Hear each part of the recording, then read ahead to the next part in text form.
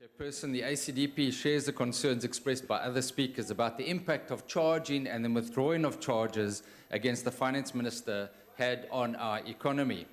Now, at a time when the country could least afford it, and as part of the ongoing internal battles within the majority party, as well as the battle to gain control of the National Treasury, we saw the laying of very serious charges against a person no less than a sitting Minister of Finance.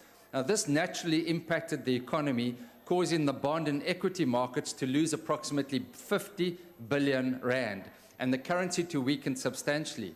Why, the question can be asked, do we appear to continually shoot ourselves in the foot? International markets rely on the stability of state institutions, and it is naive to suggest, as Edward Abrams did, that there is, quote, nothing special about charging the Minister of Finance. In terms of the prosecuting guidelines, the public interest must be taken into consideration whenever a prosecution is instituted. The impact on the economy appears not to have been given sufficient, if any, consideration when the decision was taken. Now, if there was any doubt as to the economic impact, one need only consider what transpired when Advocate Abrams, in response to my question in the Justice Committee, indicated that he had not taken the decision to prosecute Mr. Gordhan and in fact would consider representations on those charges. What happened? Immediately, this statement caused the rand to strengthen substantially, as was the case similarly when the decision was later taken not to proceed with the prosecution.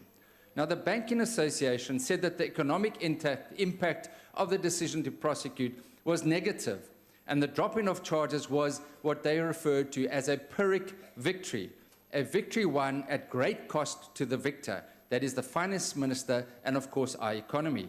That cost being damage to the international standing and investor sentiment towards South Africa. This also contributed to political tensions highlighted by credit ratings agencies last week. And whilst we thankfully were able to maintain our investment grading, the stricter agency S&P will be taking their decision this week, and they said in June, for the first time ever, we felt obliged to highlight political risk and tension. Now, sadly, President Zuma did not address this increase in political tension when I gave him the opportunity to do that in a follow-up question last week, choosing rather to accuse the ACDP of politicizing the sovereign ratings issue. We will see later this week what the outcome is, but we remain trusting that there will not be a downgrade to junk status. So the ongoing political tensions have had a substantial impact on our economy, and the ongoing issues with the NPA have contributed to that. I thank you. Thank you.